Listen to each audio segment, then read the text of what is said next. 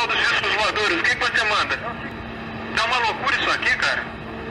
Pô, os que eu pude ver mudavam de cor o tempo todo, vermelho, amarelo, azul, lilás, aquele festival de cores. Agora a rapaziada tem um tempo aqui que tem uma nebulosidade sobre a serra, tá ficando difícil pra ver. O pessoal de São Paulo tá pegando no radar uns 3 aqui no setor norte, tem mais uma nordeste, são 4, tem uma 10 milhas marcador externo a oeste, são 5, vocês já pegaram uns 3 aqui a radial 120, são 8 ou 7 aqui na área. Foram vistos também mais 3 alvos na radial 120 do VOR São José, aproximadamente 10 ou 15 milhas do aeródromo. Solicitamos a sua colaboração no sentido de observar, durante a sua aproximação, a possível existência de objetos voadores não identificados nessas áreas. Foram fotografados vários objetos. A ONU nunca disse um avião. Ela teve contato imediato terceiro grau. Muito grande, parecia um sol. Ele tá perseguindo o drone, ela tá indo atrás. A aeronáutica não divulga os resultados de suas investigações sobre objetos aéreos não identificados. Ela pegou e bateu assim no meu ombro, embaú, e seguiu o caminho. Contato.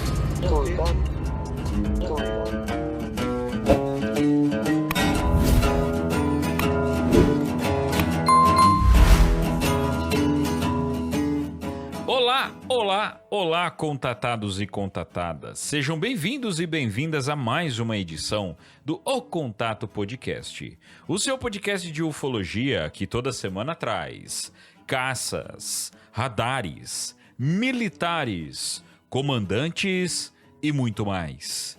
Eu sou Vinícius Martins, mas pode me chamar de Vini. E lá, de Taubanoite, Eduardo Oliveira, o nosso Sérgio Mota de Taubaté. Como estás? Mais uma noite no paraíso. Muito bem. E lá, de Jaboficial, Gustavo Cornaccione, o nosso Osiris Silva de Jaboticabal. Como estás? Porra. Eu não sou tão jovem assim quanto Osiris Silva, mas estamos aí, né? Aos trancos e barrancos. Bom, meus caros, é isso. Vocês já sacaram pela thumb, já sacaram pela abertura. Vamos, enfim, fazer um episódio sobre a noite oficial dos OVNIs ocorrida há 39 anos, meus caros. Mandar um abraço especial para o nosso grande Adriano Tostes, o primeiro de seu nome, nosso primeiro apoiador. Fundador do grupo. O primeiro apoiador de todos. Chegou no grupo de apoiadores sem o Apoia-se ter sido lançado. É incrível esse. É um mistério até hoje. A gente sabe. Até hoje. A gente não consegue entender. Eu não tô zoando, não. Eu não sei como que de repente, tipo, do nada. Criou um grupo. Eu entrei nada. E tava o Adriano lá assim, oi, tudo bom? Do nada. Quem é você? Sumonado dentro do grupo lá. O Adriano, que é um cara que acompanha a gente aí há mais de um ano, né? E sempre deixou muito claro que ele gostaria de ouvir um episódio sobre a noite oficial dos OVNIs. Adrianão, tinha que ser especial, né, cara? A gente preparou e tá feito. Ainda não é do jeito que a gente queria. Não chega nem perto do que nós queremos fazer para a noite oficial dos OVNIs. Até porque 39 anos, um número quebrado ali e tal. Então, quem sabe para 40 anos nós fazemos uma outra coisa. Temos ideias. Mas para esse nós já vamos... Essas ideias elas vão desde um episódio especial a um livro, a um documentário, a um musical, a uma peça de teatro, a uma marca de roupa. A um filme, quem sabe o Oscar. Absoluto Cinema. Mas, meus caros, é isso. E para esse episódio não poderíamos chamar outra pessoa do que o Jackson, né? Então o Jackson estará com a gente nesse episódio, só que, infelizmente, um episódio mais curto do que vocês estão acostumados. O Jackson tinha compromisso e nós não queríamos deixar de passar a data, né? Então, no dia que a gente gravou com ele, Ele tinha um compromisso e tal, então vocês vão ver que é um papo que é bem rápido, mas o Jackson entrega muita coisa mesmo, muita novidade, tá? Então é um papo bem legal, ficou um papo bem maneiro. Jackson, como sempre, fantástico nas suas colocações. Então, sem mais delongas, esperamos que vocês curtam a noite oficial do Jackson.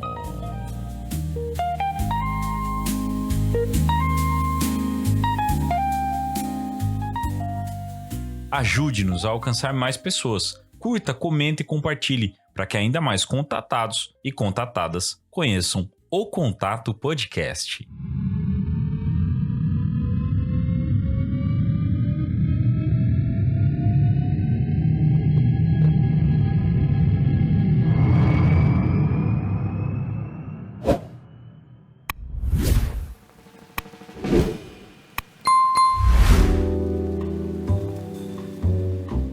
Muito bem, meus caros, é isso mesmo. Hoje um episódio que foi esperado por muita gente. Muita gente. Eu acho que desde quando a gente começou o podcast tem gente que pede esse episódio pra gente. Sobre a noite oficial dos OVNIs. E, não coincidentemente, algo totalmente planejado, a data concilia-se exatamente, né, no dia de aniversário do caso, um dos maiores casos da ufologia nacional, quiçá mundial. E eu não poderia trazer menos do que o cara que é o especialista, o homem da noite oficial dos OVNIs aqui no Brasil. Jackson Camargo, o nosso amigo UFOJack. Como estás, meu caro? E aí, Vini, tudo bem? Uma honra estar aqui com vocês falando sobre esse caso fantástico. Você tinha falado que é um dos maiores da ufologia mundial e eu concordo, porque é o caso com o maior número de testemunhas da história da ufologia mundial. Não tem nenhum outro caso com mais testemunhas do que o caso da noite oficial. E a área de abrangência também é gigantesca, eu acho que é o maior também, em termos de extensão, né? Porque foram 10 estados brasileiros e alguns países vizinhos. Teve, até onde a gente sabe, 13 horas de duração. Então é algo que não tem paralelos, né? Não tem um caso que chegue perto dele nessas características, né? Exatamente. Vamos falar sobre os detalhes dessa noite fantástica, né? E pra quem não sabe, a gente já citou isso várias vezes aqui. Com as participações do Jackson, a gente já falou disso várias vezes. O Jackson tem um livro sobre a noite oficial dos OVNIs, com muito detalhe. Foi o primeiro livro que eu comprei de ufologia. Então, até o Jackson foi o primeiro ufólogo que eu tive contato. Não tinha, né, podcast, não tinha nada, né, só acompanhava as coisas de longe. E aí eu lembro de ter mandado mensagem pro Jackson e tal, e aí eu consegui comprar o livro. O livro é maravilhoso, o Guto também tem o livro. E já falando pra vocês, a gente vai deixar o link do livro pra vocês, né, na descrição do episódio, pra vocês também poder adquirir. Recomendo demais, porque todo mundo sabe da parte da história do caso, ou todo mundo não, né, até porque a gente vai contextualizar aqui pra quem nunca ouviu, né, a história. A gente vai fazer um conto aqui meio rápido, né, do que foi. Mas, pra quem quer mais detalhes, o livro tem muito mais detalhe. O Jackson dá uma aula sobre o que é o Sindacta, como funciona o Sindacta, enfim. Obviamente, é um caso que, como o Jackson disse, é um caso que envolve muitos avistamentos. É um caso onde nós temos uma quantidade muito grande de evidências. E, como se não bastasse, nós temos militares falando sobre isso. E, além de tudo, nós temos Eduardo Oliveira, que também é um grande fã desse caso, não só por ser um entusiasta da aeronáutica, como todo mundo sabe, como também é um morador da região, ali do Vale do Paraíba. É um vizinho de São José dos Campos, onde foi o ápice do caso, né? O Eduardo, como todo mundo sabe, mora em Taubaté. Então, os objetos sobrevoaram a cidade de Taubaté também. O Eduardo, inclusive, conhece pessoas que viram as luzes na época, né? Então, assim, é um episódio pra gente bater um papo bem legal. Então, espero que vocês curtam, beleza? Então, pra gente começar, eu queria, meu caro UFOJack, que você contextualizasse pro pessoal ouvir. Geralmente a gente conta os casos nas nossas vozes, mas eu gostaria que você contextualizasse o caso na sua visão, com os seus estudos. Como que o caso começa e os detalhes do caso, os pontos principais do caso, Enfim, né? Todos os pontos aí que o caso consegue colocar pra gente. Você pode contar essa história pra gente? Muito bem, posso sim. Geralmente, até questão de uns 5 anos atrás, quando se falava em Noite Oficial dos OVNIs, sempre vinha aquele, entre aspas, senso comum, dizendo que eram 21 OVNIs que sobrevoaram os estados de São Paulo, Rio de Janeiro e Goiás, e que foram perseguidos por 5 caças da Força Aérea Brasileira. Depois que surgiram os documentos da Força Aérea, que a Força Aérea liberou oficialmente, né, o relatório final e tudo, as informações dos pilotos, algumas coisas que ela tinha, né? E depois, com as gravações em áudio da torre de controle lá de São José dos Campos e de 4 dos 5 pilotos envolvidos, aí eu pude perceber que isso era realmente muito mais grandioso do que a ufologia falava. Aí eu entrava também em fóruns de discussão, no Facebook, no YouTube, nos comentários dos vídeos, e via o pessoal relatando, naquela noite, 19 de maio, era aniversário do meu pai, a gente estava reunido e a gente via as luzes passando, a gente estava em tal lugar, eu estava com meu namorado em tal lugar e a gente via as luzes passando por cima do carro, eu estava voltando com a minha família de tal lugar, passando por tal rua, por tal estrada, e a gente viu, aconteceu tal coisa. E aí eu comecei a ver que era realmente muito mais grandioso do que a gente conhecia, e fui coletando esses depoimentos, fui buscando esses depoimentos nas redes, conversando com pessoas, quando vários ufólogos também vieram me falar, né, coletei um relato da Noite Oficial, e aí eles me passavam também, né, e eu fui juntando aquelas informações e mapeando, colocando no mapa, né, identificando aonde aconteceu, o horário, e aí eu pude ver a evolução do fenômeno, como ele foi evoluindo, como ele foi se alastrando pelo país, e aí isso se demonstrou algo realmente muito mais grandioso, e aí eu percebi que não era 21 OVNIs, era bem mais do que isso, e depois, quando eu pude entrevistar alguns envolvidos, eu conversei, por exemplo, com o controlador de voo da Torre de São José dos Campos naquela noite, que deu o alerta inicial para a Força Aérea. Ele comentou comigo, né, que era bem mais do que 21 OVNIs. A Força Aérea, ela colocou 21 OVNIs, que foi apenas o que foi visto e captado nos radares pelos militares. Então, se uma pessoa lá em, Jaboticabal, viu alguma coisa e que não foi visto por militar, se ele viu lá, não entra... Aqui em Jaboticabal ninguém vê nada, velho. Então, há controvérsias, hein? Mas enfim, então a contagem da Força Aérea ela é muito restrita, é apenas o que foi visto e captado nos radares pelos militares, né? E aí também eu pude, me aprofundando ainda mais, eu comecei a me fazer alguns questionamentos. Por exemplo, na ufologia não se falava nada dos outros pilotos, né? São 5 pilotos de caça, e não se falava nada dos pilotos comerciais. Aonde estavam esses relatos? Aonde estavam esses pilotos? E eu comecei a me questionar sobre isso, o que eles teriam visto, passageiros e tudo. E fui em busca dessas informações, e fui encontrando informação aqui e ali. E aí, curioso que aí eu percebi que as informações, elas se complementavam. Por exemplo, eu vi uma pessoa relatando, eu vi um objeto passando sobre determinada cidade, em determinado horário, e aí eu consegui um relato de outra pessoa na cidade ao lado, minutos depois. Então eu conseguia fazer uma trajetória de voo daquele objeto. E a descrição geralmente batendo, né? Então, cada coisa que eu fui descobrindo, assim, foi aumentando o leque de informações. É como um quebra-cabeças. Você tinha poucas peças e você imaginava que era algo menor. E aí, quando você foi colocando mais e mais peças, você viu que aquilo lá era muito maior, muito grande. E hoje eu posso dizer que a gente sabe muito pouco sobre a Noite Oficial. Muito pouco.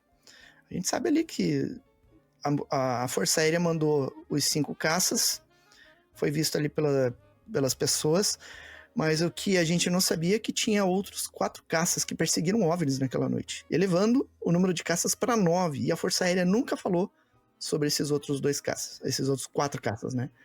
Aí, Guto, você queria saber se tinha mais um piloto? Tinha 4 caças envolvidos. Mais um não, né? Tinha 4. A mais. E também não se fala nada sobre papel de exército e marinha naquela noite. E sim, eles se envolveram com casos da noite oficial. Eles registraram... cara, a gente sempre fala muito, até o episódio que saiu aí, né? O episódio antes desse que a gente tá gravando é a FAB e os OVNIs. E a gente fala pouco de exército e marinha, né? Pois é. Então, eu pude juntar essas informações e aumentar muito a quantidade de informações que a gente tem. Então, por exemplo, se imaginava que as aparições tinham durado ali das 7, 8 horas da noite até por volta da meia-noite. Mas não, foram 13 horas de manifestação. A primeira manifestação que eu tenho registrada foi por volta das 15 horas. Eu não contextualizo essa aparição como sendo da noite oficial, embora seja do mesmo conjunto de fatos, né? Mas o que aconteceu? Por volta das 15 horas, algumas pessoas viram um objeto do tamanho do Maracanãzinho sobrevoando a região das Laranjeiras, na cidade do Rio de Janeiro. Caraca, velho. Muito grande. E o cara viu aquilo e viu depois 2 caças indo atrás, em plenas 15 horas da tarde. E eu entrevistei esse cara pessoalmente, inclusive, ele fez o desenho de tudo que ele viu, como ele viu e tudo. E então foi, digamos assim, o primeiro relato assim desse período. Depois, 2 horas depois, aí sim começa de forma intensiva os avistamentos, sem interrupção, até às 6 horas da manhã do dia seguinte. Por volta das 17 horas, tinha uma pessoa na região de Santa Isabel, ali perto de São José dos Campos, e estava na zona rural, e ele observou um objeto que estava a leste de onde ele estava. Ele ficou vendo aquele objeto por um longo tempo, ele ficou 1 hora observando aquele objeto, e por volta das 18 horas, aquele objeto seguiu em direção a São José dos Campos, a noroeste de São José dos Campos, ele relata. E precisamente às 18 horas, então o sargento Sérgio Mota da Silva assumia o posto de controle na torre de controle de São José dos Campos. E foi nesse momento que, quando ele estava subindo, ele viu que começou a surgir aquela luzinha a noroeste da cidade, que era o mesmo objeto que estava sendo visto pela outra testemunha. E aí ele achou que era um avião que estava vindo para pousar no aeroporto de Guarulhos, porque às vezes eles faziam uma rota que vinha em direção a São José e daí virava para Guarulhos. E aí, vindo com o farol aceso, ele via da torre, né? Só que aquela luz ficou ali por muito tempo. Se fosse um avião, ele teria feito a curva ou passado por cima dele, né? Por cima do aeroporto, cruzado o aeroporto. E não, ficou lá muito tempo. E aí ele achou aquilo estranho e ligou lá para Guarulhos para confirmar se havia algum avião indo para o aeroporto. E não tinha, eles não tinham avião naquela rota, naquele dia, naquele horário.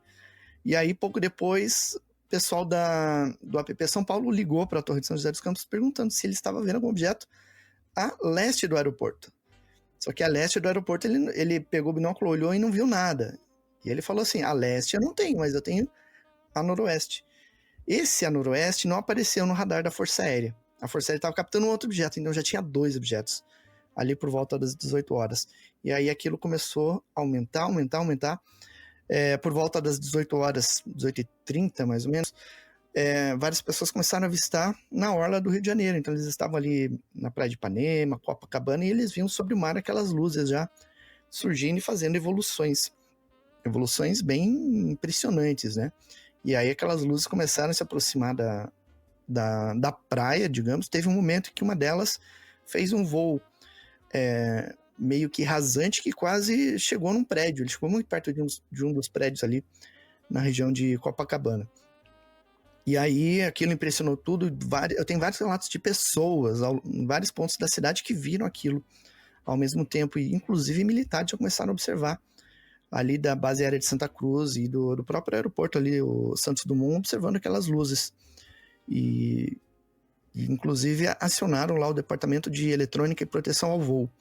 E eles já começaram a ficar atentos. Então, já tinha gente na Torre de São José dos Campos observando, lá no APP São Paulo observando, e no Rio de Janeiro também. E aí, por volta das 19 horas, começou os avistamentos em vários pontos, no Rio de Janeiro e em São Paulo, nos estados, né? Ali na região de Resende, no Rio de Janeiro, ali perto daquelas escolas militares do Exército que tem ali, Instituto Militar de Engenharia, Academia Militar das Agulhas Negras e tudo, os alunos começaram a observar aquelas luzes e, inclusive, falaram para os superiores que estavam vendo, né? E eu não tenho maiores informações sobre o que aconteceu depois, eu só tenho um relato de que isso foi visto pelos alunos ali. Hoje, inclusive, eu fiz mais uma busca, né? E eu encontrei mais um relato de uma pessoa que estava em Resende, que falou que viu aquelas luzes. Agora, essa semana, eu vou tentar entrar em contato para obter maiores informações também sobre o que foi que ela viu e se está batendo com o relato que eu tenho desses alunos, né? Por volta das 19h30, aconteceu um outro fato interessante. Em Guaratinguetá, ali no Vale do Paraíba, tinha uma formação militar dentro da escola de especialistas da aeronáutica. Eles tinham arriado a bandeira, então estavam todos em formação. Tinha, se não me engano, perto de 2.000 pessoas no pátio ali. E, de repente, as luzes de tudo apagaram. As luzes da cidade, da região ali, da base, apagaram completamente e eles viram vários objetos passando por cima da escola de especialistas da aeronáutica. E eu tenho relato de pessoas que não estavam na escola, mas que estavam em outros pontos da cidade, que viram esses objetos passando naquele momento também. Então, é interessante que os relatos eles vão se complementando, né? E aí, eles estavam indo em direção a São José dos Campos, então, pouco depois começou a surgir mais objetos ali em São José dos Campos também. Teve avistamentos em Taubaté, teve avistamentos em outras cidades ali, Pindamonhangaba. Tem uma pessoa que estava na Nobcel, ali naquela região ali, uma região alta, e eles pararam os veículos na estrada para ver aquelas luzes, vários carros parados para olhar. Então, imagine quantas pessoas que viram esses objetos naquela noite ali, só naquela região. É realmente muita coisa, muitas pessoas, né? E aí, por volta ali das 20 horas, aconteceu um fato interessante. Então, o operador lá da torre estava olhando, estava acompanhando tudo que estava aparecendo, e ele começou a olhar com a conversar com vários centros ao mesmo tempo. Então, ele falava com a Defesa Aérea, falava com o Sindacta de Brasília, falava com a PP São Paulo, e todos eles conversando a respeito do que eles estavam vendo, né? Objetos que apareciam no radar, os caras no radar perguntavam se ele estava vendo em tal ponto, e aí, quando ele via, ele confirmava. Por volta das 20 horas, mais ou menos, um pouquinho antes, mais ou menos 20 horas, o Sérgio Mota da Silva estava falando com a central lá com a PP São Paulo, e confirmando que ele estava vendo luzes na cabeceira da pista, e aí ele olha para o lado e ele vê o que seriam 3 luzes fazendo um voo rasante. Inclusive existe uma gravação que mostra ele todo extasiado, né, falando que tem um voando baixo, cara, é bonito, e voando em ala porque ele viu as 3 luzes, né, como se fosse uma na frente e 2 atrás, e voando em alta velocidade. E esse objeto, ele passou a uns 700 metros da torre de controle, então algo realmente muito perto, assim, de onde ele estava, né? E aí, depois, quando eu entrevistei ele, eu perguntei se eram 2 ou 3 objetos, porque em alguns momentos na gravação ele fala 2, em alguns momentos ele fala 3. Então eu queria confirmar isso com ele, né, para saber o que era, se era 2 ou era 3, né? E aí ele me falou, não era 2 nem era 3, era um objeto, quando eu entrevistei ele. E daí ele falou assim, era um objeto, porque depois, analisando, aí que eu me toquei que era um triângulo, com luzes nas pontas, porque ele passou a leste da torre, e a leste tem a refinaria da Petrobras, que estava toda iluminada, e aquele objeto passou entre a torre e a refinaria. Então, ele passou, ficou aquele triângulo preto, e eu não via, obviamente, a luz, né, passando aquele triângulo, era só aquela coisa preta com as luzes na ponta. Então era um triângulo preto que fez aquele voo rasante. E eu encontrei um outro depoimento de pessoas no aeroporto, outra pessoa, né? E que eles estavam falando que as luzes estavam aparecendo e tudo. E aí uma pessoa chegou para ele e falou, não, isso deve ser caça, né? Isso deve ser avião, né? Avião... Aí ele falou assim, apontou para essa pessoa e falou assim, tá, mas aquilo ali é um avião? E provavelmente foi esse objeto que essa pessoa viu também. Objeto triangular em alta velocidade fazendo um movimento ali e se afastando numa velocidade muito alta. E complementando o que o Sérgio Mota tinha visto, né, na torre de controle. E aí, uma outra coisa que aconteceu também é que por volta das 20h30 tinha uma outra pessoa que estava na Ilha Porchá, em Santos, e ele estava com a esposa num restaurante que tem ali, com vista para o mar, assim, uma vista panorâmica, e estava ele lá, o restaurante lotado, aquela barulheira, todo mundo falando e conversando, blá, blá, blá, blá, de repente ficou aquele silêncio, ele olhou para fora, um troço imenso, gigantesco, passando, vindo do mar, cruzou entre o restaurante e o outro lado da Bahia, e passou por cima da cidade de Santos, e foi em direção à cidade de São Paulo. Um troço imenso. Eu tenho depoimento dele gravado em áudio. E ele narrando isso aí. Isso por volta das 20h, 20h30. E aí o curioso é que ele fala o seguinte, que ele trabalhava na Embratel naquela época. Ele trabalhava no Serviço Móvel Marítimo. E esse serviço ele fazia conexão de comunicação entre os navios na Bahia que iam ou saíam do Porto de Santos.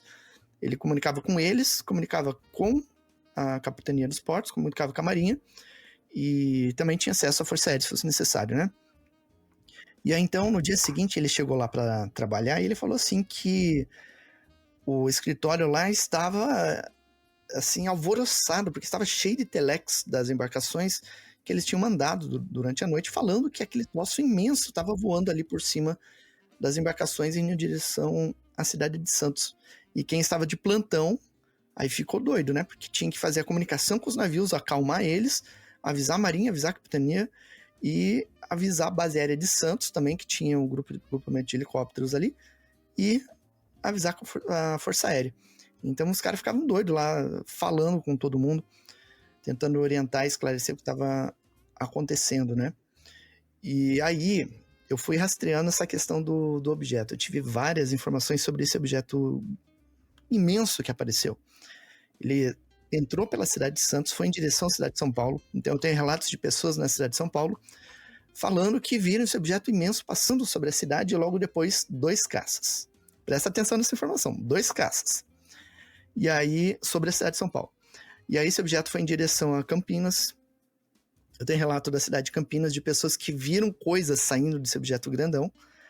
E perto da cidade de Campinas, esse objeto desviou e foi em direção a norte da cidade de São José dos Campos. E aí tem o relato do coronel Osíris, que já estava ali por volta das 9h10 por aí.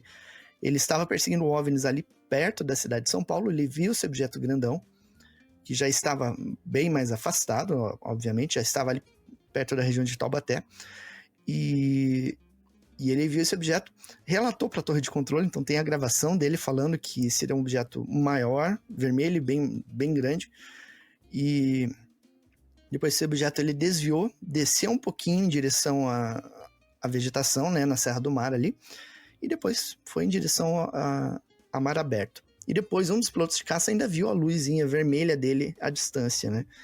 Então esse objeto, segundo pessoas que viram, um engenheiro da FEPASA viu, quando esse objeto desceu perto do solo, uma das pontas ficou perto de um trevo e a outra ponta ficou perto de alguma coisa que ficava a 1.500 metros de distância.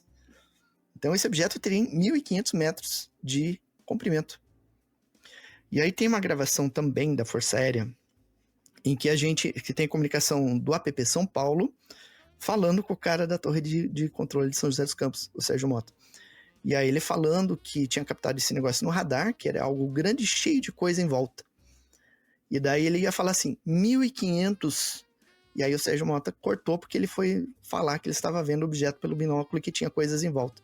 Mas muito provavelmente ele ia falar que era 1.500 metros apontado no radar também, né? Então, é interessante como as coisas vão se complementando, uma informação complementa a outra e vai se encaixando, né? E eu acho isso fantástico, assim, quando eu vou relatando, né? E aí também eu consegui relato de pilotos, passageiros, pessoas na ponte aérea vendo os objetos. Eu tenho um relato de uma pessoa que estava sentada no lado direito, né, no avião, e ele viu o objeto se aproximando do avião pelo lado e ficando ali acompanhando por alguns segundos e se afastou. E outros pilotos também relatando isso. Eu entrevistei um piloto que fez um voo de Belo Horizonte para Araxá e o OVNI acompanhou o avião o tempo todo, naquela noite. E aí esse objeto, ele entrava, como tinha algumas nuvens no meio do caminho, ele passava por meio das nuvens e iluminava a nuvem inteira. A nuvem inteira ficava iluminada. Então era realmente uma luz bastante intensa. Agora, outra coisa, eu falei que as informações vão se complementando, né? Eu encontrei algumas informações que inicialmente não se encaixavam na história.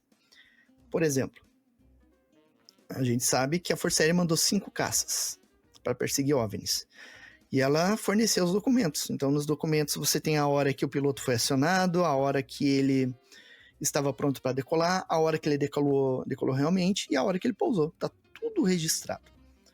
E com base nas gravações em áudio, eu pude reconstruir todo o caminho que cada piloto fez, menos o último, que decolou lá de Anápolis e que a gravação não foi fornecida. Mas eu pude saber aonde os aviões passaram. Nenhum dos 5 aviões passaram sobre a cidade de São Paulo. Lembra que antes eu falei, guarde essa informação? Uhum. Que 2 caças perseguiram um OVNI sobre a cidade de São Paulo? Sim, sim. Então, eu peguei vários relatos de pessoas falando isso, mas não estava batendo informação, né? Não se encaixava. E elas falavam que era por volta das 20 horas. E o primeiro caça que decolou foi às 10h30, não estava batendo nem horário. E aí, então, eu encontrei 2 entrevistas do Coronel Osiris Silva, em que ele relata, de forma muito enfática, falando: quando eu estava perto da cidade de São Paulo, um piloto de caça F-5, que estava passando sobre a cidade de São Paulo, me relatou que estava confirmando, que estava vendo o objeto. O Coronel Osiris Silva confirmou, então, que tem mais 2 caças envolvidos. Já tinha aqueles 2 de manhã, que perseguiram, de tarde, né, que perseguiram o OVNI, e agora mais esses 2. Então são 9 caças que perseguiram OVNIs em 19 de maio de 86. E aí tem um detalhe curioso que o Sérgio Mota, ele narrou. Quando eu entrevistei ele, ele falou o seguinte: um mecânico da base aérea de Santa Cruz me relatou que um dos caças que pousou na base naquela noite parou na pista, porque o combustível acabou e ele não tinha combustível para ir até o hangar. Então, se esse caça ficasse 1 minuto a mais no ar, ele tinha caído. Eles iriam perder o caça. E aí é curioso que... E aí ele falou que quando o técnico foi para fazer a manutenção que deveria fazer, né, após o voo, ele chegou com a chave para abrir o painel do caça, a chave voou da mão dele e grudou no caça. E aí depois eles tiveram que inutilizar aquele caça, né? Tiveram que aposentar ele porque não tinha mais condições de voo. E aí ele me narrou isso aí, e eu achei estranho, porque eu sei o prefixo dos caças envolvidos, de todos os caças dos 5 oficiais, né, que decolaram lá para perseguir OVNIs. A Força Aérea forneceu a identificação dos caças. E eles estavam, os F-5, né, estavam operando até hoje. Então, eles não teriam sido perdidos. E eu achei aquilo estranho, né, porque não estava batendo informação. E aí eu fui... depois que eu descobri esse relato aí do Coronel Osiris, aí eu comecei a matutar, né? Puxa, se o caça decola de um local para ir para a base aérea de Santa Cruz, ele não vai ter muito combustível para ficar fazendo voos, né? Se o cara saiu da rota para perseguir OVNI sobre a cidade de São Paulo, ele queimou o combustível extra que ele tinha. E aí nessa ele pode ter sido imantado, e aí deu problema lá na pista, né? Aí teve que ser aposentado. Então, se algum caso foi perdido, é um desses 2 aí, que passou sobre a cidade de São Paulo fazendo a perseguição. E aí, o curioso, falando ainda sobre caças, que são 3 caças Mirage que decolaram da base aérea de Anápolis. Um deles está exposto no museu lá da base aérea dos Afonsos, e os outros 2 se acidentaram. Um deles se acidentou 1 mês depois. E aí, obviamente, foi destruído. O outro caiu, acho que 2, 3 anos depois da noite oficial. Então foi perdido também. Mas se alguém aí for na base aérea dos Afonsos, no museu que tem lá, um dos caças ali é o que esteve perseguindo OVNIs na noite oficial. Salvo engano, eu tenho foto com esse Mirage 3 aí. Ah, é? Legal, hein? Tenho. Muito legal. E aí uma outra coisa curiosa que eu percebi é que como eu fiz a reconstituição de voo dos caças, nas gravações, os controladores falam onde que estão os objetos. O objeto está a 30 graus, 10 milhas. Então eu sei onde o avião está e eu sei onde o objeto está também. Eu pude plotar os objetos no mapa. E aí o movimento também, eles falam, né? Foi possível fazer a trajetória de voo do OVNI também. E aí é curioso que cada piloto teve um envolvimento diferente. O do tenente Kleber, o objeto ele era arredio. Quando o piloto viu aquele objeto e manobrou o caça para perseguir o objeto, aquele objeto desceu e fez uma manobra subindo e seguindo em direção ao mar aberto. Então o objeto tentou se afastar, né? Não queria contato, não queria proximidade com o caça do tenente Kleber. O do Major Jordão, ele foi perseguido por 13 OVNIs em voo de esquadrilha. Era 7 de um lado e 6 do outro. Então imagine.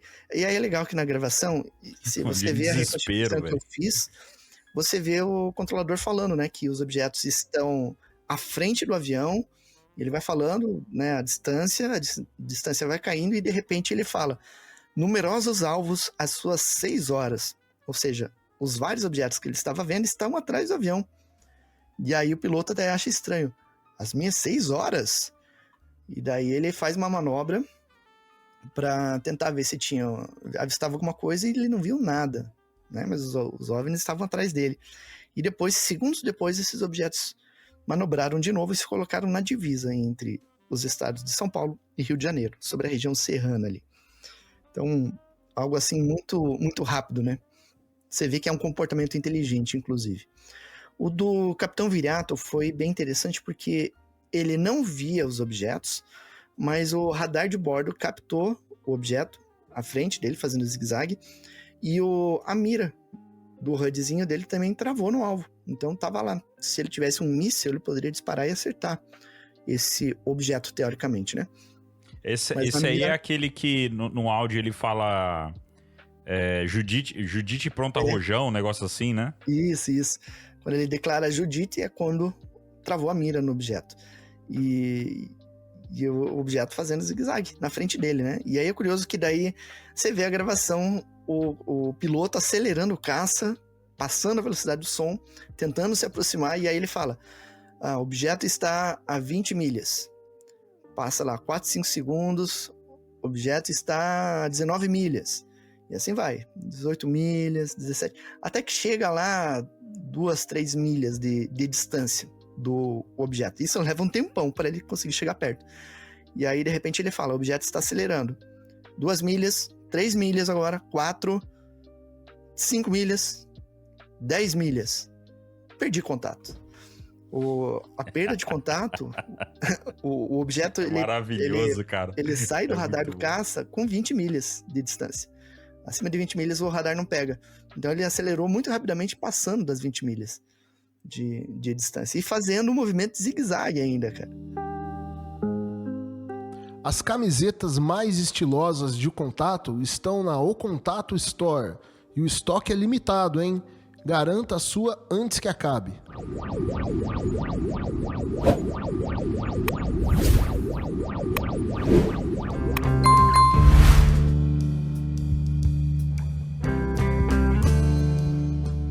Aí agora eu lembro, isso aí que o Jackson tá falando, eu tô lembrando daquele documento que surgiu semana retrasada, referente ao A-Chip, ao BES, aquela empresa lá do Bigelow ligada ao A-Chip, e que o Eduardo analisou lá na live fechada que a gente fez para os membros. Tem uma tabela lá com informações de aceleração de um daqueles objetos que no caso era semelhante ao tic-tac, né? E era mais ou menos isso aí que descrevia, né?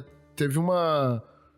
eu lembro lá que teve um momento que foi de acho que em meio segundo, teve uma aceleração absurda. Uhum. Não vou lembrar os números agora. Mas é exatamente isso aí. É um troço absurdo mesmo. A gente fez essa live fechada aí para membros e lá a gente mostrou uma tabela com dados desse documento aí, e ele mostra uma aceleração em meio segundo de 0 até 130 mil, um pouco mais na verdade, 130 mil quilômetros por hora. Isso na atmosfera, né? Isso Em meio segundo. em meio segundo, um objeto do tipo tic-tac. Tá? Só para contextualizar. É muita coisa, né? Muita coisa mesmo. O outro piloto, o capitão Rodolfo, ele decolou de Anápolis para perseguir os objetos. Ele não viu nenhum objeto, mas o radar captou o OVNI que ficava o tempo todo acompanhando o avião. E é engraçado que quando o piloto ia fazer uma manobra, esse objeto se antecipava e se colocava no caminho do avião. Mas ele não... ele ficava à frente do avião na mesma velocidade, de modo que não acontecesse nenhum impacto, um acidente, alguma coisa assim. Né? Então você percebia que o objeto estava acompanhando ou as comunicações ou prevendo as ações do piloto. E aí ele, em determinados momentos, ele passava por cima, por baixo do avião, ficava brincando ao redor do avião, aparentemente, né? E aí você vê que é um comportamento bem diferente dos outros, né? O do Capitão Viriato, o objeto era como se ele demonstrasse as capacidades dele. Já o do Rodolfo é como se brincasse ao redor dele, né? Então você vê como se fossem personalidades operando esses objetos. Personalidades diferentes, né? Então eu achei isso bastante curioso. Você falou agora há pouco, né, que teve um dos objetos avistados era um triângulo, né? Uhum. Que até o controlador de voo confundiu, que depois ele percebeu que, na verdade, aquelas 3 luzes, na verdade, era um objeto só que era um triângulo. Mas os objetos que os pilotos avistavam, eles eram, tipo, bolas de luz, orbes, ou eles também viram, tipo, coisas que parecem mais assim, sabe, a aeronave mesmo? Ou era só uma bola de luz? Eram sempre objetos luminosos, né? Os pilotos não relataram formas. Mas você não via definição, não via material dele? Não. Devido à distância e à intensidade luminosa, eles só relataram luzes. Até o momento foi o que eu... Só tem relato de luzes, de pilotos e passageiros. Mas a nível de solo, eu tenho um relato de uma pessoa que viu um objeto em forma de arraia sobrevoando o automóvel da família e depois deu pane elétrico no veículo. Isso que é muito estranho nesse caso também, né? Porque, assim, os objetos vistos pelos pilotos no céu eram diferentes daqueles vistos pelas pessoas no chão. Por exemplo, tem aquele caso que você falou da pessoa que viu um objeto praticamente do tamanho de um ginásio sobrevoando, mas isso os pilotos não viram. Ou tem algum relato disso também? Pois é. E tem um detalhe interessante também, que às vezes as pessoas no solo estavam vendo o OVNI e viam caça se aproximando da região, indo na direção do OVNI. Só que daí você ouve na gravação, relatando aquele momento, e o piloto não está vendo nada. Só as pessoas no solo que estão vendo. Porque é uma camuflagem seletiva, não permite que o piloto, na mesma altitude, veja, mas quem está no solo consegue ver. E o objeto, o OVNI, obviamente, acaba captando no radar nesses casos, né? É bem curioso, né? Ô, Du, eu acredito que você tá morrendo de vontade de falar alguma coisa. Eu tenho vontade de falar algumas, assim, algumas, eu tô anotando aqui algumas questões que eu gostaria de colocar, mas aí, primeiro, a gente sempre fala da escala do caso e tal, e a gente tá falando muito sobre coisas que aconteceram no Brasil. Então, documentos que a FAB liberou, talvez não quisesse ter liberado, porque a liberação demorou muito tempo e foi até meio conturbada em alguns momentos. O Jackson explicou como que ele juntou aí as peças dos relatos e tal. Mas e quando a gente leva isso para a escala internacional?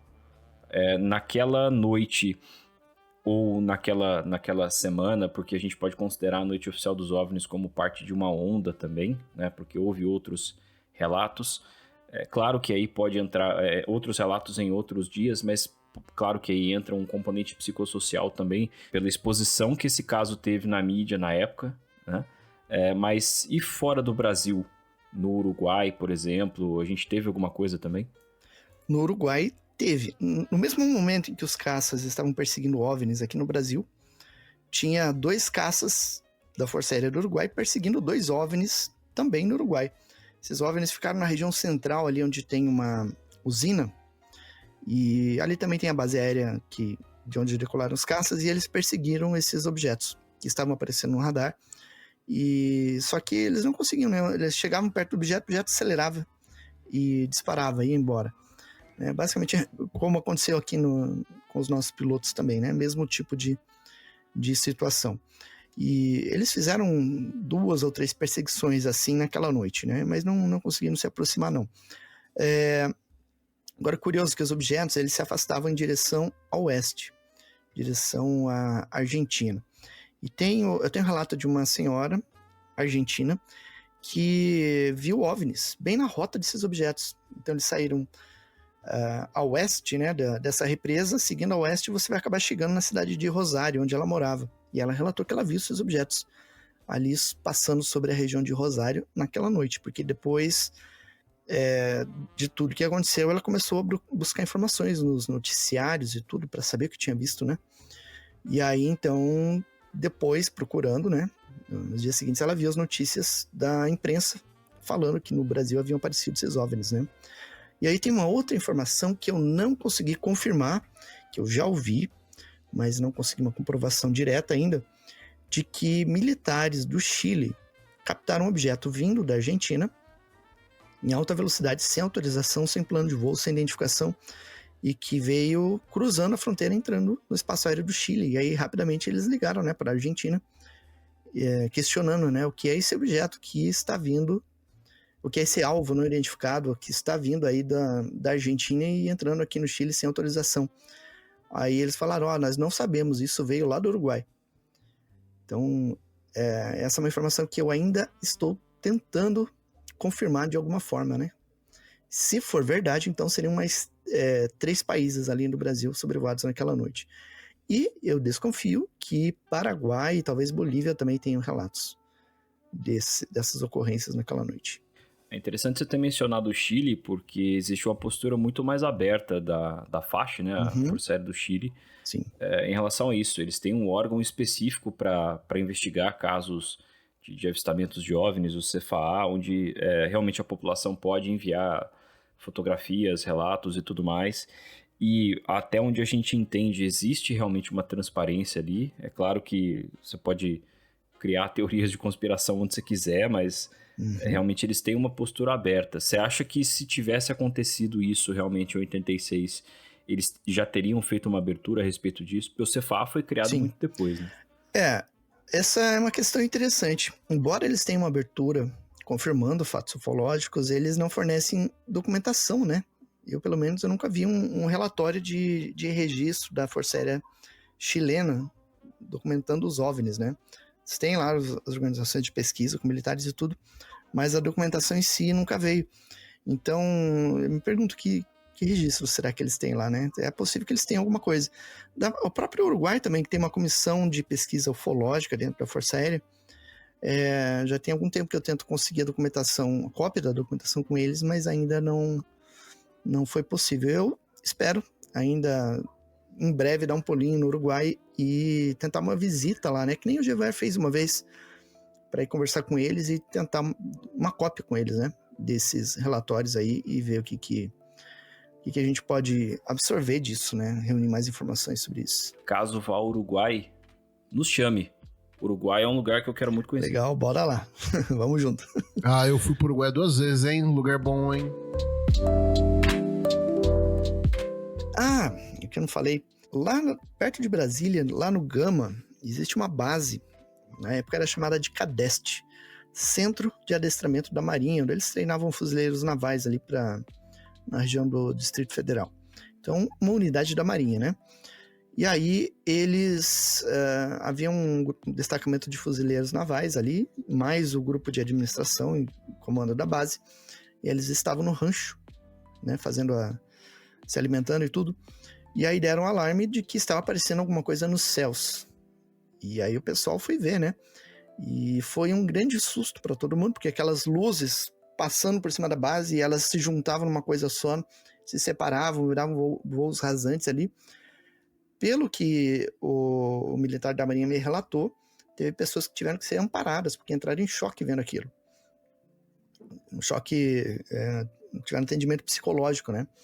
E o alvoroço que aconteceu ali causou alguns transtornos, porque daí eles derrubaram mesas, derrubaram cadeira, copos e tudo, pratos, então foi bem impactante ali para quem viu, né? E eu conversei com uma das testemunhas, que hoje inclusive é pastor, e ele narrou bem esses detalhes ali do que ele viu naquela noite, né? Isso por volta de umas 20h30, 21 horas que aconteceu. Então, a Marinha também registrou avistamentos ufológicos naquela noite. Porque se houve esse tumulto na base e pessoas tiveram que ser amparadas, algum tipo de documentação foi gerado, né? E não foi só isso.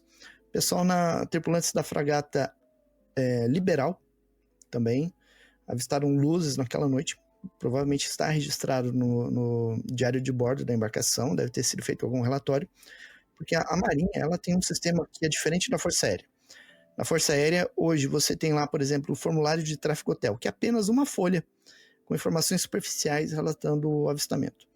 Da Marinha, não.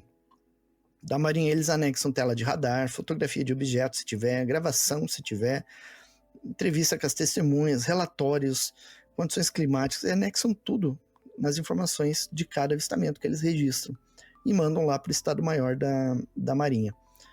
E então, com certeza a Marinha tem registros aí, inclusive a Capitania dos Portos de Santos e a Marinha ali na região de Santos deve ter registrado todo esse alvoroço aí que aconteceu nos navios, né? Os navios relatando a presença desse objeto. E eu já tentei solicitar por vias formais aí a Marinha para liberar essa informação, mas eles negam. Isso eles estão indo contra a lei, né? Porque a lei determina que depois de vencido o prazo de sigilo, as informações têm que vir a público.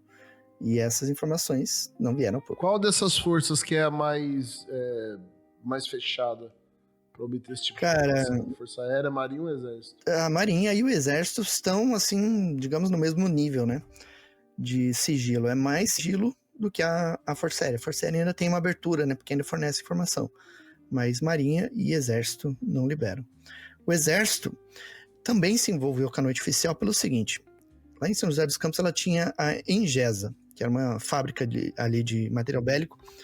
E aí eles chegaram na base naquela noite e falaram, olha, desliguem todas as luzes, fechem tudo, porque nós temos suspeita de espionagem no espaço aéreo. Então eles determinaram que fosse fechado a fábrica em função da presença dos OVNIs. Então isso deve ter gerado relatório também. As diferentes bases, eu tenho depoimento de pessoas falando, meu pai servia em tal quartel, em tal cidade, em tal região, e naquela noite o batalhão inteiro parou para ver aqueles objetos. Então, relatórios foram feitos. E existe também, existe uma coisa que no Brasil que se chamava CONDABRA na época, que era o Comando de Defesa Aeroespacial Brasileiro. Geralmente as pessoas acreditam que seja só a Força Aérea, né, para fazer defesa aérea e tudo, mas não, o Exército e Marinha também atuam junto ao CONDABRA, respondem ao CONDABRA nesse caso, porque a Marinha tem unidades, tinha a aviação embarcada, tem as unidades antiaéreas embarcadas, e o Exército tem unidades de artilharia antiaérea também. Então, é tudo uma rede integrada. Se ocorre uma incursão como essa da noite oficial, o Exército e Marinha são avisados. Então, as unidades de artilharia antiaérea têm registros daquela noite também, e ainda não liberaram informação. Então, essa é uma luta que eu tenho feito ultimamente aí para tentar obter essas informações também, né? Mas Exército e Marinha estão indo contra a lei aí, retendo essas informações, né? Infelizmente. Contribua com o Contato no Apoia-se e tenha acesso a conteúdos exclusivos, grupo de apoiadores e muito mais. apoia.se/O Contato Podcast.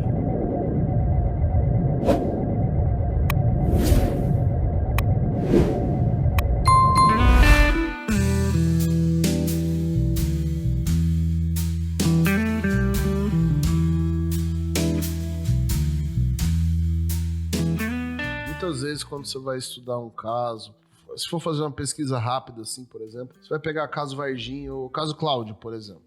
Vai ter aquela data, aquele evento que é meio que resume o caso, ou que o caso é lembrado muito por um evento que aconteceu em um dia específico. Né? Depois você vai ver o caso Cláudio, por exemplo, dias antes já estava acontecendo coisas, já estava tendo avistamento. Isso é muito comum. Né? Tem uma pequena movimentação antes, uma depois, e tem, parece que um determinado dia onde a coisa se aglutina ali. No caso da noite oficial, teve alguma coisa assim, dias antes ou sei lá, algum período antes dessa noite, já estava tendo avistamentos, acontecendo alguma coisa? Ou então depois teve um golinho ali ainda? Em 18 de março começou a grande onda ufológica. Então é uma onda de avistamentos. Ela aumentou, por exemplo, para ter uma noção, até março de 86... os ufólogos registravam 3 casos de avistamento ali por mês, digamos, né? Depois desse período, ele aumentou muito. Então, era 10, 12 casos de avistamentos, assim, espalhados assim pelo Brasil. Então, algo realmente muito grande. A própria Força Aérea, se você olha as estatísticas dela, ocorre esse avistamento. Então, começou em 18 de março e foi ali até metade de junho. E aí, depois, diminuiu e voltou depois até agosto, setembro, e depois voltou aos padrões normais. Agora, é interessante que 10 dias depois da noite oficial, em 29 de maio de 86, um OVNI foi visto, aliás, vários OVNIs foram vistos de novo sobre os estados de São Paulo, Rio de Janeiro e Minas Gerais. Então, os radares começaram a captar vários objetos e, inclusive, eles cogitaram a possibilidade de mandar caças de novo, né, como foi feito 10 dias antes. Só que daí não autorizaram a decolagem dos caças, porque em 19 de maio foi inútil eles decolar, eles não conseguiram nada. Então seria gastar dinheiro mandando caça para o ar para perseguir algo que eles não iriam conseguir nem se aproximar. Então simplesmente deixaram, ficaram monitorando no radar, e aí em determinado momento apareceu um objeto maior no mar, sobre a região de Santos, sobre o mar, né, vários quilômetros mar adentro, um objeto que tinha 11 quilômetros de extensão. E eles observando aquilo no radar, algumas pessoas na praia, ali na orla de Santos, vendo aquele objeto também, e em dado momento, todos os objetos que estavam ali em Minas Gerais, São Paulo e Rio de Janeiro, se dirigiram em direção a esse objeto maior. E houve uma fusão de plots, ou seja, você tinha o sinal dos objetos e do objeto maior, virou uma coisa só, e depois esse objeto, pelo que eles relatam, ele seguiu, foi para cima e desapareceu. Cara, 11 quilômetros é coisa, hein? Será que esse outro objeto aí, onde os outros se fundiram, era... uma nave-mãe. Não era o ginásio, não? Flutuante, Maracanã. O ginásio, se eu não me engano... Deixa eu ver, se eu não me engano, eu tenho a medida dele aqui. 118 metros. De um lado ao outro do ginásio. E a maioria dos objetos tinha essa dimensão, né? De 100 e poucos metros. O Tenente Kleber, quando ele perseguiu o objeto sobre o litoral de São Paulo, no radar apareceu o objeto e ele tinha o plot do tamanho de um Boeing 747. Ele conseguiu medir ali, né? Então, era algo realmente grande. O 747, ele tinha em torno de 80 metros de extensão, né? De uma ponta a outra. Ô Jackson, e aí assim, teve a noite oficial, tal, você tá falando que conseguiu entrevistar alguns... desses militares, do pessoal que teve envolvido, tem alguém que está disposto a falar ainda ou não? Tem. De vez em quando eu acabo descobrindo um ou outro militar que estava envolvido.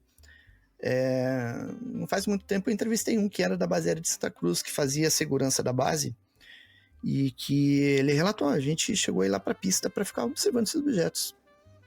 E daquilo que eu vi, eu digo, não é feito por mão humana. Então, é muito legal ver eles relatando, né? Porque eles são bem enfáticos, falando que aquilo não é tecnologia humana. Pelas habilidades, pelas capacidades do que eles viram, realmente não é nada humano, né? Mas também, qual nação hoje vai conseguir fazer uma nave de 11 quilômetros? Ou de 1.500 metros? Não tem como. Ou uma nave que voa a Mach 15, voando em movimento de zigue-zague. Não tem como, né? Base de Santa Cruz aí é onde rolou o caso da abdução da marmita, né? Não. Não é? Foi Rio Grande, não foi? Ah, tá. Pode Grande do Sul. crer, confundi. Então esquece que eu falei corta. Falando na abdução da marmita, a gente tava falando, Jackson, você mencionou essa questão dos documentos, né, de estar solicitando e os caras não estão liberando. Recentemente saiu esse caso, né, esse suposto caso de uma nave que pousou numa base lá no Rio Grande do Sul e seres saíram de dentro dela e esses seres chegaram a pedir a marmita do pessoal que tava lá. Você tá por dentro dessa história? Tô por dentro, mas deixa eu te falar uma coisa. Essa história eu achei muito semelhante a um outro caso que eu encontrei hoje. Envolvendo uma base do exército. Pensamentos bovinos, né? É mesmo? Pensamentos bovinos. Eu tô trabalhando no texto desse caso, eu vou publicar em breve lá no Portal Fenômeno, mas é bem interessante. Tracei alguns paralelos ali, a pessoa de guarda na base do exército, veio a nave, correu ali o contato, inclusive comunicação semelhante, da mesma forma ali como nesse caso da marmita. É bem interessante, viu? Nessa história aí, eu não sei se foi o próprio Jackson que comentou, mas em algum dos grupos que a gente tá, que assim, o que se tem é uma foto do documento, né? Não é nem o documento escaneado, digitalizado em si, parece que é isso. O pessoal apontou lá que teria algumas... Bom, um documento militar vai ter algumas coisas padronizadas, né? Ele vai ser de determinado jeito, tinha algumas coisas ali um pouco diferentes. Você identificou alguma coisa assim também? Eu achei o documento, assim, meio suspeito a princípio, né? A forma como ele foi apresentado e tudo. Mas, enfim, é preciso uma investigação mais detalhada, né? Essa questão. A Marinha, ela escamoteia muitas informações. Por exemplo, eu já encontrei documentos solicitando acesso a documentos potencialmente ufológicos e que fiz a solicitação, eles mandaram e o documento estava parcialmente em branco. Então, por exemplo, assim, é um ofício, tá lá a identificação do ofício, você vê a assinatura lá embaixo, enviado de fulano para ciclano, mas o corpo do texto, onde estaria o conteúdo, está em branco. Você olha assim e se diz, não tem nada ali. Mas qual que é a manha da Marinha ali nesse caso? O documento não é original, o documento é escaneado. Então basta você colocar uma folha em branco, tampando o conteúdo que não é para ser visualizado, faz o scan e manda. Eles vão estar cumprindo a lei, mas vão estar preservando a informação da mesma forma. E ô Jackson, e casos, é impressão nossa ou esses casos estão surgindo mais? Eu acho que não. Eu acho que esses casos sempre aconteceram, mas o que está acontecendo é que algumas pessoas estão abrindo o bico. Não, então, é isso mesmo, é isso que eu quis dizer. Tipo, as pessoas, os militares estão realmente começando a querer vir a público e contar um pouco mais, porque surgiu o caso da marmita lá, né? E eu acho que não vai ter nome melhor pra esse caso.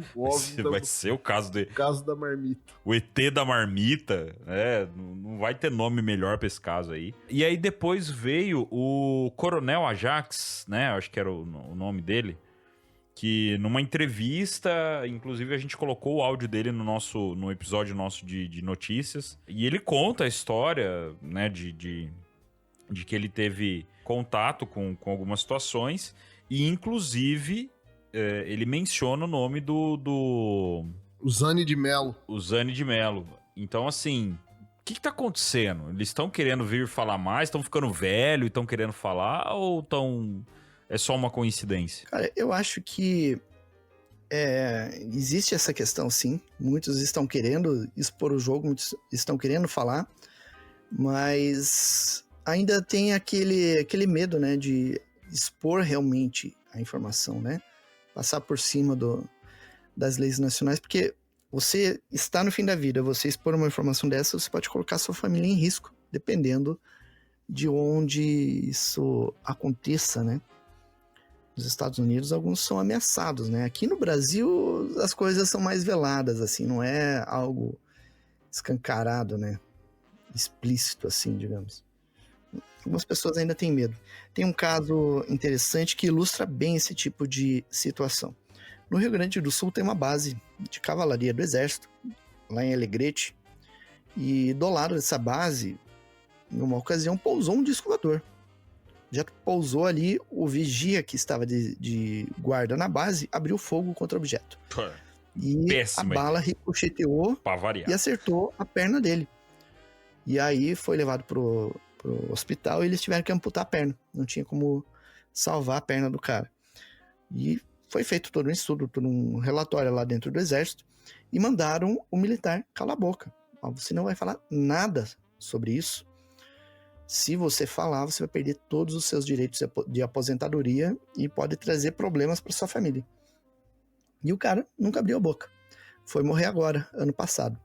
E sem falar abrir nada, a boca. Sem abrir a boca. Mas a gente tem essas informações, a gente sabe que aconteceu. Uma coisa que eu acho interessante é que, assim, lá nos Estados Unidos, por mais que a gente sabe que tem algumas leis um pouco mais severas, mas ao mesmo tempo tem lei que protege isso, né? Aqui não. E aí os militares não conseguem, eles não estão protegidos por nada para poder falar esse tipo de coisa. Tinha que ser criada uma lei, né, que garantisse o sigilo e a proteção às pessoas, aos denunciantes que quisessem falar, né? Te garanto que se tivesse uma lei assim, assegurando a segurança de quem quisesse falar, os segredos de Caso Varginha, Operação Prato, Noite Oficial iriam vir a público, com certeza. Eu vou até um pouco além. Eu acho que seria interessante, que eu não tenho cacife nem networking para isso, né? Jamais.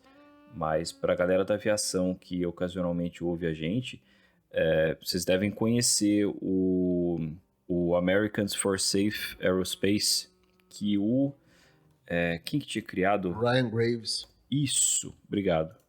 Que o Ryan Graves criou ali nos Estados Unidos, que é uma estrutura para que pilotos civis e militares, em nome da segurança de voo, possam fazer relatos e isso seja catalogado e estudado por especialistas e levado a autoridades e tal. Eu acho que seria interessante a gente ver uma iniciativa no Brasil também. Tá? Não é só por falar, porque eu sou brasileiro, interessado em aviação e ufologia. Não, é porque o Brasil tem uma área gigantesca. Então também tem um espaço aéreo enorme, sem falar no espaço aéreo marítimo também, né, que está sobre o mar. Então seria interessante que existisse uma iniciativa dessas pela própria segurança de aviação. Tá? Mas voltando rapidinho para a noite oficial, uma coisa que eu sempre quis perguntar, talvez a resposta seja não, mas pelo menos eu perguntei. Você chegou a levantar alguma história de pouso envolvendo a noite oficial dos OVNIs? Sim, tem informação sobre pouso numa pedreira ao norte de Santos, um caso de pouso no alto do Morro Cavalcante, zona norte do Rio de Janeiro, um caso potencialmente de pouso em Goiás, perto de Goiânia, e mais um caso de pouso na cabeceira da pista da base aérea de Campo Grande, lá em Campo Grande, Mato Grosso. Inclusive esse de Campo Grande é interessante porque a testemunha ela declarou, né, que o objeto pousou ali e os militares abafaram o caso e falaram que a marca do objeto ali, o queimado que o objeto deixou foi vandalismo, né? Só que daí você vai no Google Maps, vai na cabeceira da pista da base aérea e tá lá a marca ainda. Uma marca onde não tá nascendo vegetação. Algo bem sugestivo, né? Porque é bem do tamanho de um OVNI mesmo. De uma marca que ficaria e o formato também, né? Se esse relato é realmente real, a marca tá lá para provar. A gente conversou recentemente com o João Francisco Chirano, né? Ele é da UNB, Universidade de Brasília, com teses a respeito da FAB e OVNIs. E a impressão que nós tivemos da conversa com ele, né, é que assim, durante o CIOANI, a FAB estudou OVNIs. Depois do CIOANI, a FAB apenas reagiu a OVNIs. Nos Estados Unidos, toda essa questão de disclosure, né, envolve dois aspectos. Um espera-se que as autoridades reconheçam o fenômeno. Isso é uma coisa. Outra espera-se que as autoridades reconheçam que eles não apenas sabem da existência, mas que eles já se envolveram, abateram, têm objetos e blá blá blá. No Brasil, você acha que a gente está realmente nesse contexto, como o João Francisco fala, que durante Seoane nós estudamos e agora a gente só reage? Ou você acredita que, de alguma forma, ainda existe algum projeto, algum programa, algum protocolo para essa situação? Cara, eu acredito que exista, sim, algum tipo de protocolo no Exército, principalmente, para tratar de situações como o caso Varginha, por exemplo. Na Marinha também, né? A Marinha também fez resgate de OVNIs. Então, Exército e Marinha devem ter protocolos de ações nesse tipo específico, né?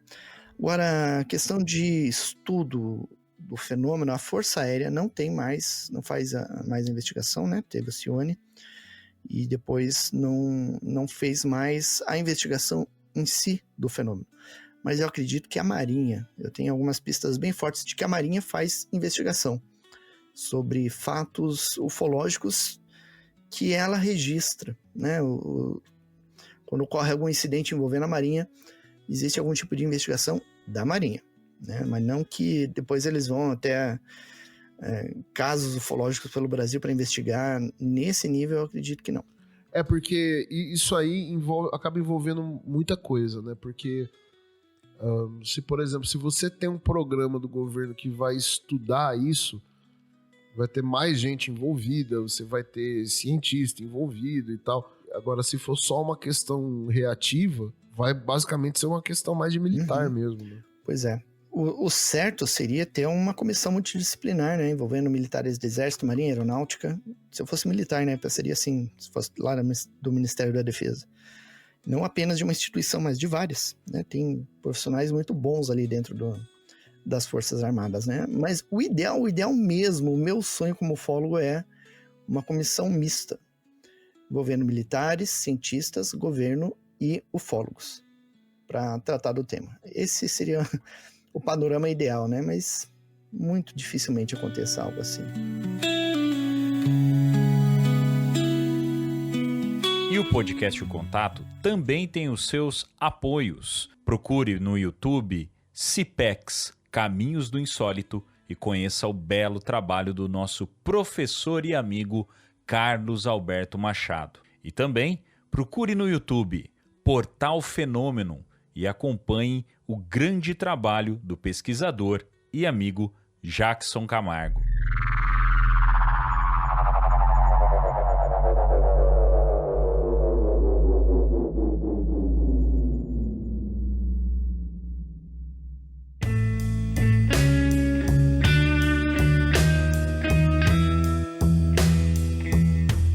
Bom, meus caros, eu sei que vocês queriam mais. Eu sei que vocês gostariam dessa conversa continuar mais. Mas o nosso caro Ufojack precisa ser liberado, pois senão não teremos mais Ufojack. Você já falou pro Jackson qual que é o nome do episódio? Esse episódio se chamará A Noite Oficial do Jackson. Jackson, pra gente poder caminhar pro final, livro 2, como é que tá isso? Cara, o livro novo, ele está, digamos assim, quase pronto. Existem algumas informações aí que eu estou aguardando, informações bombásticas que eu quero colocar, então por isso que eu estou segurando, senão ele já estava no mercado, né? Mas vale a pena segurar para essas informações aí que eu tenho, que eu tô tentando confirmar aí, tô tentando obter algo substancial assim para mostrar, aí vai valer a pena. Então, se tudo der certo aí, até os 40 anos da Noite Oficial ele estará lançado e com essas informações bombásticas aí para a ufologia mundial. É disso que o povo gosta, entendeu? É disso que o povo gosta. Eduardo Oliveira, quer fazer a sua última? Minha última consideração, última pergunta. Última pergunta. Ele ainda tem uns minutinhos para responder uma última pergunta. Não, mas aí eu acho que a gente vai realmente abusar muito e vai puxar assuntos que vai passar. Jackson, então uma última pergunta rápida. Considerando essas últimas informações aí, essa escala dessas informações, quando que você acha que o livro sai? Especificamente, você acha que sai esse ano ainda? Eu espero que sim.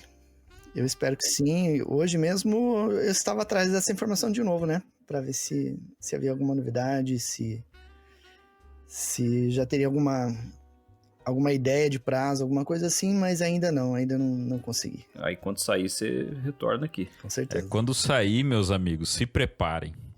Se preparem, pois se você queria mais, vocês vão ter mais. Meu caro Gustavo Cornacchione, uma consideração final? Não, consideração final é que assim, se a gente for adotar esse nome aí, A Noite Oficial do Jackson, pra todos os episódios que o Jackson vier, tipo, a gente pode fazer que nem no filme Alien, né? Que o primeiro é Alien, o segundo não é Alien 2, é Aliens. Então a gente chama A Noite Oficial dos Jacksons. E aí vai só... Os Jacksons, né? Os Jacksons, sabe? Aí vai só aumentando.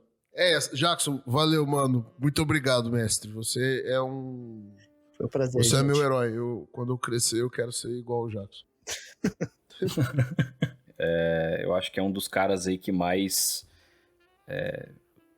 realmente leva pra frente o estudo desse fenômeno no Brasil. Parabéns, cara. Essa é uma inspiração pra todos Muito nós. feliz com o Portal Fenômeno de volta. A gente sempre deixa muito claro isso. Não fala mal do Jackson perto da gente, que o bicho vai pegar pro seu lado, cara. Não fala mal perto do Jackson perto da gente. Porque existem alguns aí que a gente defende e defende mesmo, entendeu? Então, assim, Jackson e Machado, não fala dele, não fala dele. Então, assim, meus caros, o papo com o Jackson tá bom. Noite Oficial dos OVNIs é um assunto especial demais. É um assunto que merece um episódio de várias horas, né? De mais de 3 horas. Mas, obviamente, a gente precisa pensar tudo certinho. Né? A gente não queria deixar passar essa data de 39 anos, mas já deixamos aqui no ar que talvez para 40 anos algo especial venha. Meu caro Jackson, muito obrigado, cara, por você ter topado, mesmo, né, na correria da vida. Dê aí o seu merchan, seus horários de live que mudaram, o Portal Fenômeno tá de volta. Faça aí o seu merchan pra gente, por favor.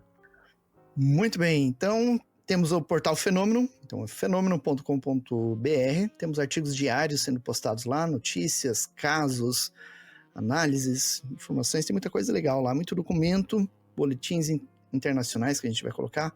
É um grande repositório de informações aí à disposição de vocês. E temos também o nosso canal Fenômeno. Lá no YouTube, escreve Fenômeno, o M no final, e você encontra o nosso canal, onde a gente está sempre postando muita novidade. Nas quartas-feiras temos live, temos o Alô Terráqueos comentando as notícias da semana, e às vezes na segunda a gente vai fazer algumas lives também, com convidados, ou com algum tema específico. E aos sábados, vídeos temáticos, né? Então tem muita coisa legal lá acontecendo, acompanha a gente lá também. Faz tempo que a gente não aparece lá. É isso aí. É legal lá. Às vezes vocês aparecem lá, é bem legal. O Guto está se convidando para aparecer no Bora lá, sempre serão bem-vindos. O pior é que o Jackson ele não precisa nem convidar, cara. O Jackson ele só manda pra gente. Quem vem? Quem vem? Convoca. Ele não convida, ele convoca. O Jackson manda o link lá e fala assim, ó, quem sobe hoje? De vez em quando... E assim, várias vezes ele me chamava, ô Guto, você pode hoje e tal? Aí nunca dava, velho. Todas as vezes que eu vou é na surpresa. Pra ele, pra mim, pra todo mundo. Acho que a maioria, né? Acho que quem consegue participar mais é o Morgan. O Morgan sempre tá lá com o Jackson lá, é o fiel escudeiro do Jackson. Né? O Gatti. O Gatti aparece bastante. O Gatti, se ele não tiver... Não, mas quem mais participa, quem tá sempre é o PH, né? E o PH. O PH, obviamente. O PH tá em todos, né? O PH, obviamente. E já dar um spoiler aqui pra vocês, tá pra sair um episódio da hora, hein?